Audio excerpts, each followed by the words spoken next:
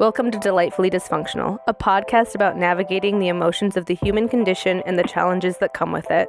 I'm Keilani Persian Mason, a psychotherapist and life coach with James Timmons, an ever-curious human. This is not a replacement for mental health therapy. Please seek out mental health care if that's what you're needing. This is an opportunity for self-healers to dive deep and understand more about themselves. For those of you watching at home, you're probably wondering, what are all these fantastic cards on the table? This is how we're starting it? I guess. Oh. I kind of came in, didn't I? Came in hot. That's okay. Welcome back to Delightfully Dysfunctional. I'm Keilani. This is James. I'm James. And today, I just got this fabulous resource that I've been using a lot with clients. And what's going on here? I'm trying to, I can see myself. Oh. I'm trying to get fully in frame. Oh, should I be crouched down like this? Yeah, let's do that. Oh my gosh, no. Okay. I have this fabulous resource. They're called interactive cards, and I've been having so much fun with them with my sessions and with clients. And I thought it would be really fun to kind of take a peek into what a session with me might look like, but also how I've been using these cards with my clients. It really ties into parts work, and a visual representation of that I'll describe real quickly is if our sense of self, which is a state that every human has and knows, and we'll visualize that like a big sun, if we're feeling really embodied in that, then we are experiencing clarity and calm. We feel connected. We feel courageous and creative, all these C words. And every human knows that feeling, and we often feel like it slips between our fingers, like we can't stay in that state, or it's been maybe a really long time since we even remember being in that state. So now let's visualize some clouds covering up that sun and making it more difficult to find. That first cloud is the exile or a core hurt, something that deeply hurt you in childhood and kind of caused that part to break off and hide, be exiled. It doesn't feel safe. You're a liability. And what was born from that were two different types of protectors. So those are two other clouds that are now clouding our sunny sky. One is a proactive protector or a manager. And it's there to make sure that you do everything right so that we never have to feel that hurt feeling of being unlovable or unworthy. And we build up all of these rules for how to operate in life. And then the third cloud is a reactive protector. And that's more of the emergency service. If that exiled part gets bumped and reminded, if something painful happens that reminds you of your attachment wound, if something, feels triggering to you in some way from a traumatic event, then the part of you that wants to shut down, that wants to numb. So that's where addictions come from. Addictions to food, to sex, to video games, to alcohol, to substances, to gambling, to shopping, etc. So anything that feels numbing is what gets tuned on. So very often people are just vacillating between their different protective parts and never really knowing how to channel that sense of self. So there's my rambling about internal family systems, or IFS, into parts work. And it's my super brief introduction. And now these cards all represent those different parts. Okay. And disclaimer, yes. Those of you listening, this is going to be a very visual episode. But we can still describe through it. Well, we definitely will describe.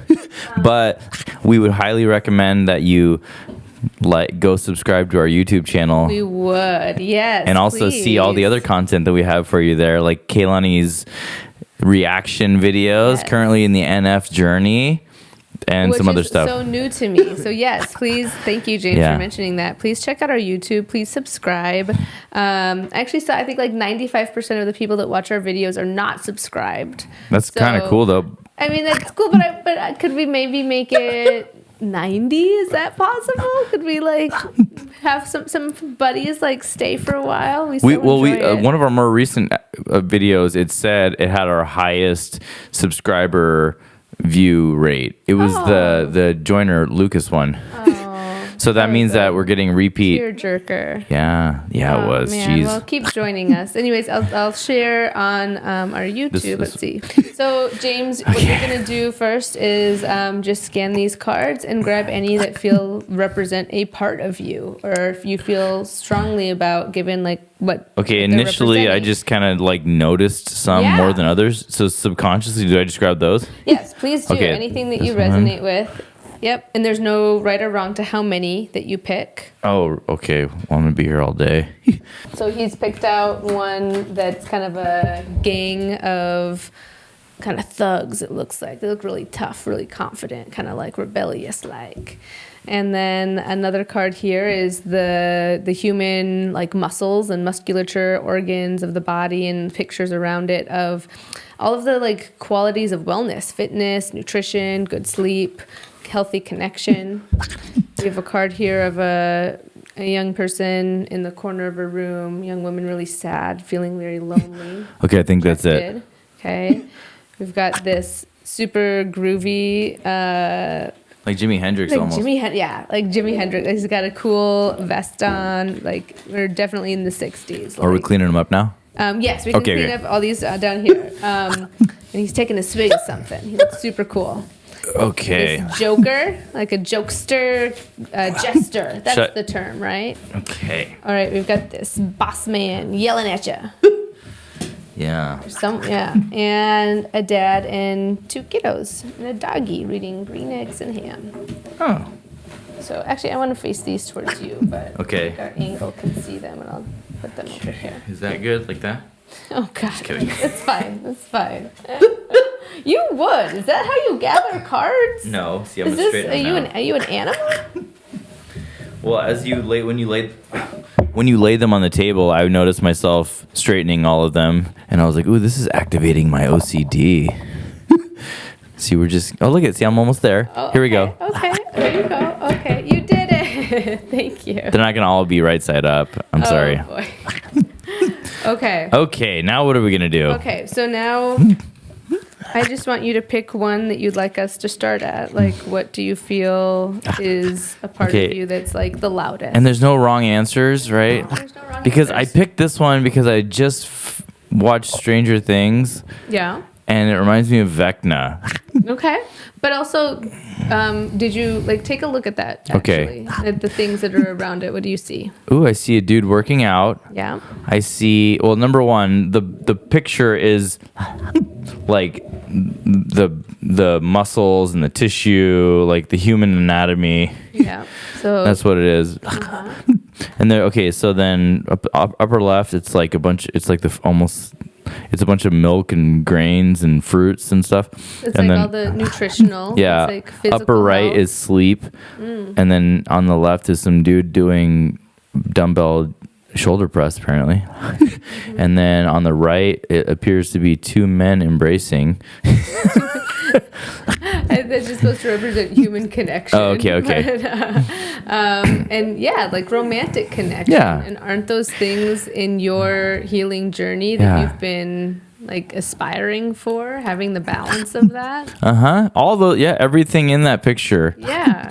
I don't think it was a coincidence that you were drawn to this card. Oh, that's or that so it was crazy. Just Stranger Things. Subconsciously. Yeah. This is, so if we're thinking about those different parts, to me, but you're the one who gets to be right or wrong about it. You're the expert on you. Yeah, and it's this interesting. Is like your sense of self, feeling this balance, and feeling. What I also see is connection to the earth, connection to nature. I'm a part of this. I'm interconnected. And then he's clearly sunning his anus. Oh boy, you had to do. I guess, are you into that? Are you a nudist? No. No, I'm not. I mean, this card could represent that too. There's not even any skin. Yeah.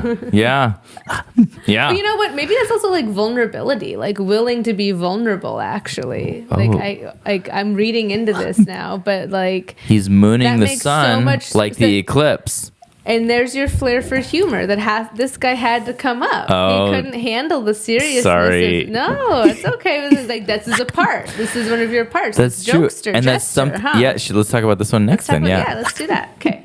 Because that one, I chose that one consciously, Right. almost out of like obligation. I'm like, oh, that one definitely like there. defines my personality. It's a gesture. It's like a clown. That's what the card is. Yeah. And his back is turned to an audience. He's got a mic in his hand, and the audience is all laughing. But I mean, it looks like they're laughing with him because he looks happy. But you hesitated for a moment. It looks like that. Is that how it feels? Yeah, that's how it feels. Okay. He looks happy. He's in the spotlight. Yeah. That's definitely like I was class clown in high school. I've always, but yeah, like one thing I've noticed recently is I'm in this like new relationship, and one thing I notice is that I have a hard time staying in like a really like sweet moment. Like I'll say something nice and validating, and then I'll just have to make a joke to ruin it. Because it's a manager. It's a defensive part of you. Yeah. It's trying to protect you. So then I I'm can't savor like the integrity and the truth of this moment because that's been ripped away from me. Oh yeah. So I have to come up and make light of it. Yeah. I have to protect myself from fully believing and trusting it. Yeah. I did that before and it hurt. Yeah, oh my gosh.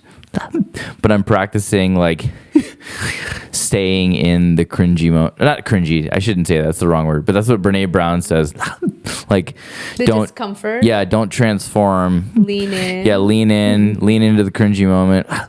Let's rename it. Not Okay. cringy even. How about the sweet moment? Does that feel like it fits? Is it, Yeah. It's the sweetness. It's the like, sweetness that scares you, yeah, not the cringe. Right. I'll say something. It's almost. I'll say something that's like that is really affirming and sweet, and then and then I'll just be like for example, let's say like I'm in a relationship with you, and I say like, "Wow, I love your hair." But I like you better bald. You know what I mean? Like I would have to say an insult, but like that you would know that I'm completely joking. Yeah. So now I have a question. Okay. How old does this part feel? That feels like from like from day one. Okay. Yeah. And do you think it was a way that you gained affection or attention? No, I think it actually reminds me of my oldest son who does the same thing. Like when there are moments where I would like be like angry or something, he would start cracking jokes. And I noticed that was like he was almost trying to like soften the moment. He wanted me to soften. Yeah. Because it was a scary moment for him. So then maybe every scary moment for me, I try to soften with humor, and instead of letting it sink in. Yeah. Instead of marinating. Because I have like a subconscious fear of like harshness or like realness. Ooh, realness, a real connection. Yeah. Someone could really care about you. Yeah. Oh man. That's really possible. That like the safety of that Yeah. could even be a thing to hope for. Yeah. Ooh, you're good. I feel like this like deep emotions bubbling up. Okay, let's move on. Unless you want to stay here in this uncomfortable. Oh, I could stay here all day. This is what I do, my friend. Yeah, this is what I do. But this is, if I were to say this in one sense, it would be mean. I'm like, I love it when someone cries. It's because it's unlocking you. Like, there's been so much like emotional constipation that like, everyone has. Yeah. And you don't understand the ways that it is like getting in your way of seeing the beauty of the moment, of being present in the moment, of getting to savor. Like, what trauma does, it makes you afraid of feeling joy, of feeling happiness. Yeah. It's not a consistent pain all the time. It's the pain of getting in your own way of even having hope for that, because in your formative years it was never an option. Yeah.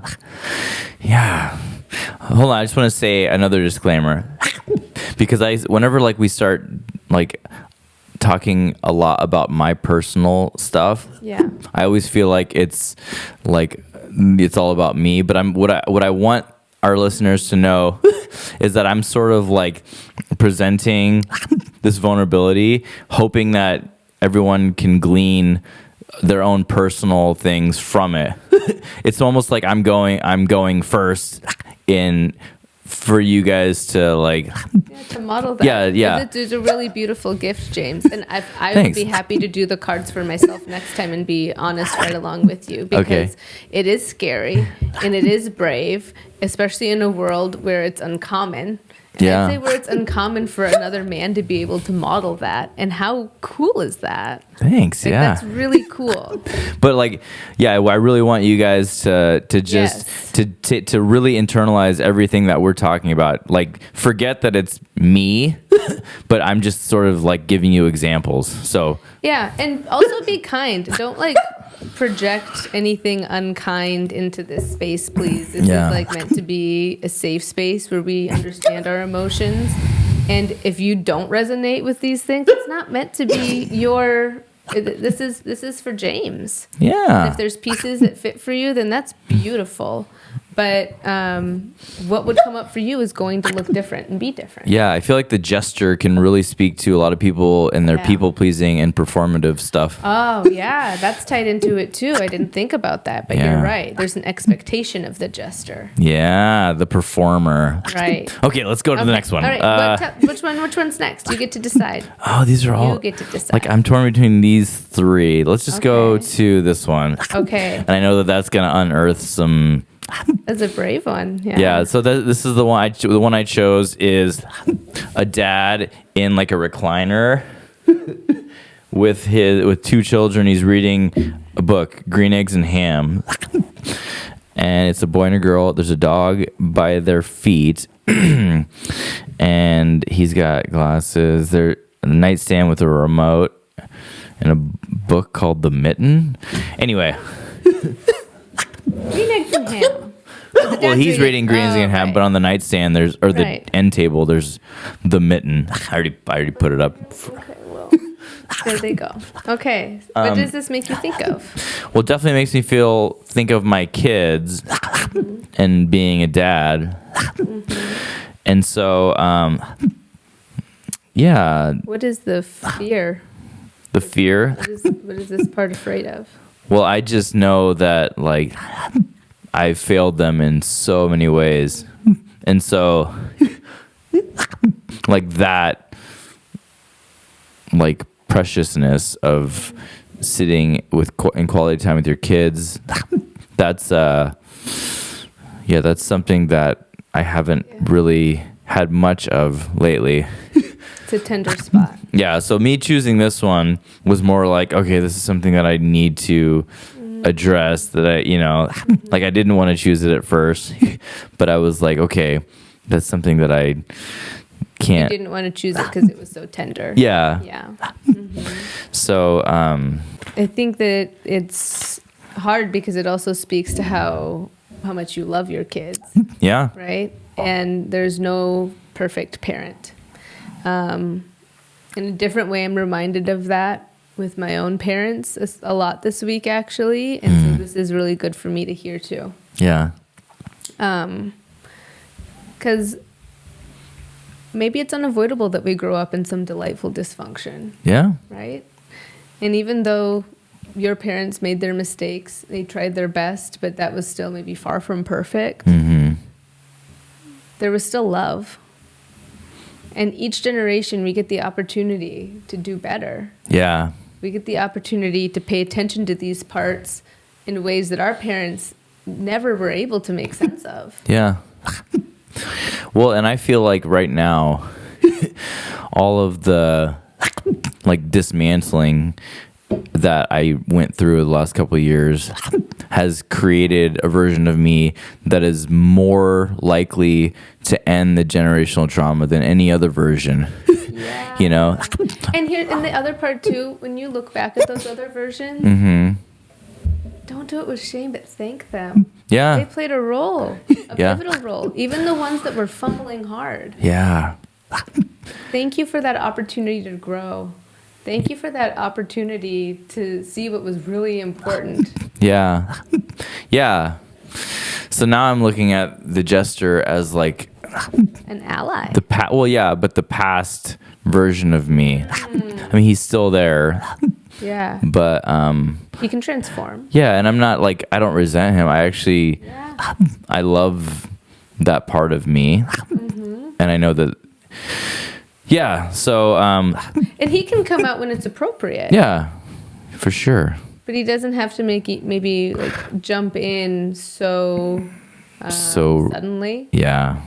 Right? Yeah. Like, so then there's some questions I have for him. Like, could he be curious about just holding back a little bit more? Yeah. We know what's funny is that since we addressed the jester, there's probably been like a dozen times that I've wanted to crack jokes. You held back. Yeah. So I'm like, okay, that's not a good time. It's not a good time. But it'll come. He's not completely gone. So just wait. We don't want him to be completely gone. No, yeah. I don't want to extinguish him. Yeah. He'll never be completely gone. No. But this card here, you're noticing, and maybe I'm also hearing that you're ready to really tend to this in a different way. Like that might be the best self. Represent the best self. Yeah. Peace. Yeah, fully Peace in my present. home, fully present with my kids. Yeah. Yeah. Okay. Relief of stress. What's next? Gosh, we're gonna get through. There's 4 more, and we're already 22 minutes in. Some of these might be layered. Sometimes it's Okay. like, oh, this is a piece of the same part. Like this is part of my best self, right? So Yeah. Okay. over here. So now let's go with this dude. And the reason I chose, Oh my. the reason I chose this, and it's okay. The card I pulled was this man who is wearing a business suit and he's got a megaphone. He's yelling. He's standing on a box. He's got a clipboard in his hand with a pencil behind his ear, glasses. He's got a comb over. Hair is disheveled. His necktie is like messed up, and the people below him are like plugging their ears and they're like scared of him. So he's definitely like intimidating, a tyrannical boss. Yeah. But the reason I pulled it is because it looks like Milton from Office Space. So I thought that was funny. So, to be completely honest, this card means nothing to me. Although there's probably some subconscious that was influencing that, right? Well, I mean, that's what happened over here with this guy. Yeah, that's so it true. makes me want to take a look here. So, Milton's... What about your inner critic? Does your inner critic ever feel like that? Or is it tamed down?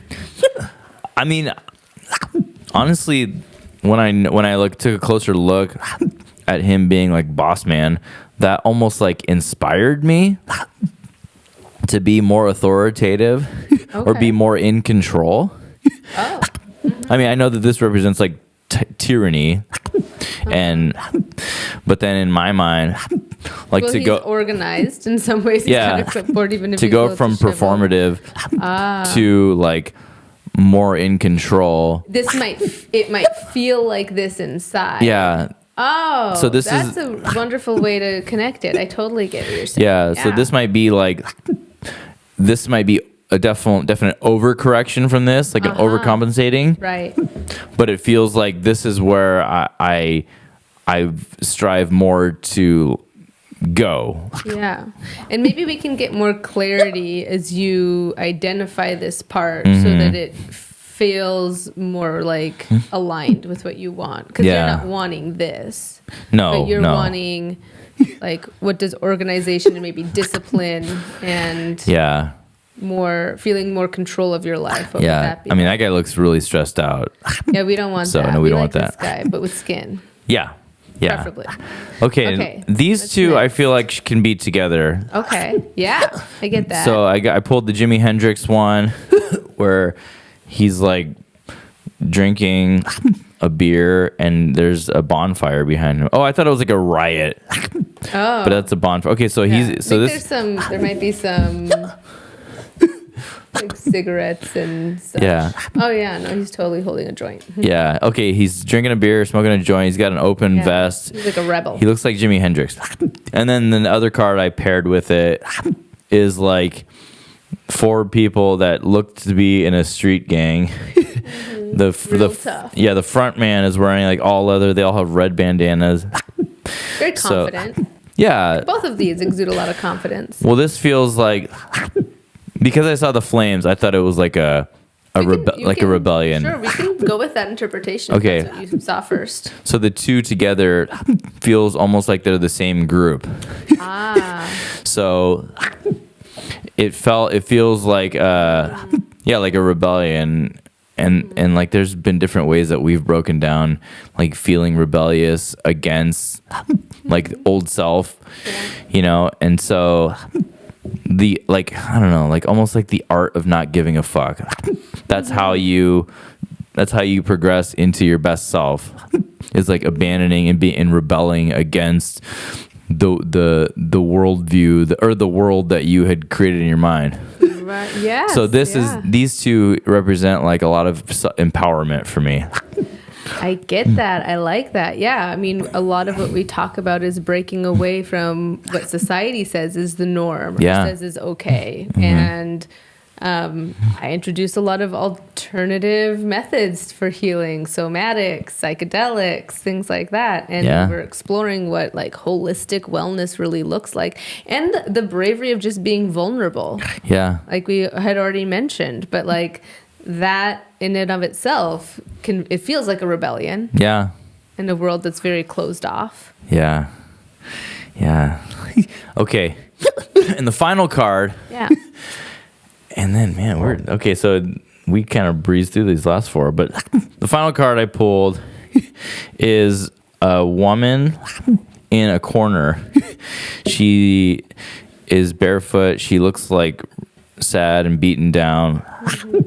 And there's like a hole in the wall next to her. She looks lonely and abandoned. This, initially, when I pulled it, my thought was that I've always had a soft spot for women who are like in distress. And not like romantically, but I've always felt like I have to be the hero in those situations. Yeah, these are archetypes that come up that are common. Yeah.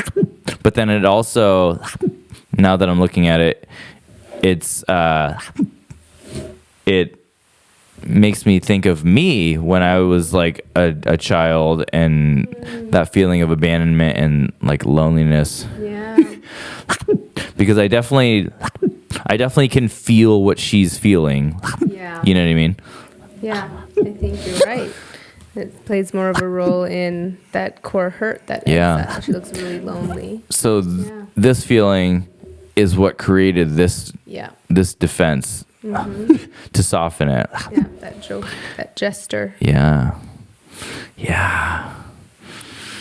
This is good stuff. Right? It is good stuff. And sometimes what's cool is you do them again and different parts come up because new sensitivities that week or that morning have appeared.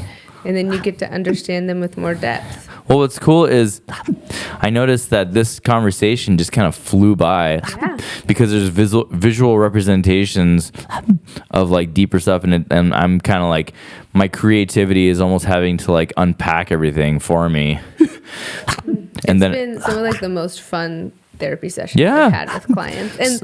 And we could have gone longer. We're just wrapping it up for the podcast, but there's so many more questions to explore with each of these. Yeah. 5 out of 5 stars. Yeah, I would definitely recommend this. I highly recommended me as the therapist. Thank you so much for doing this activity with me and for being vulnerable. Thank you for doing this activity with you. You're the one that's all you. Oh my gosh, it was so much fun. Yeah. It was like so much fun for me. Thank you so much for joining us on this journey of vulnerability as we continue to learn and grow about ourselves and share that with others. Please like, subscribe, and share with a friend. It would really mean the world to us.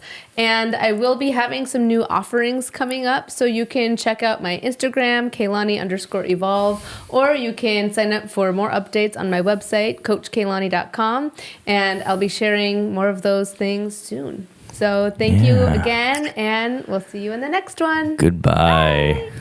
Bye.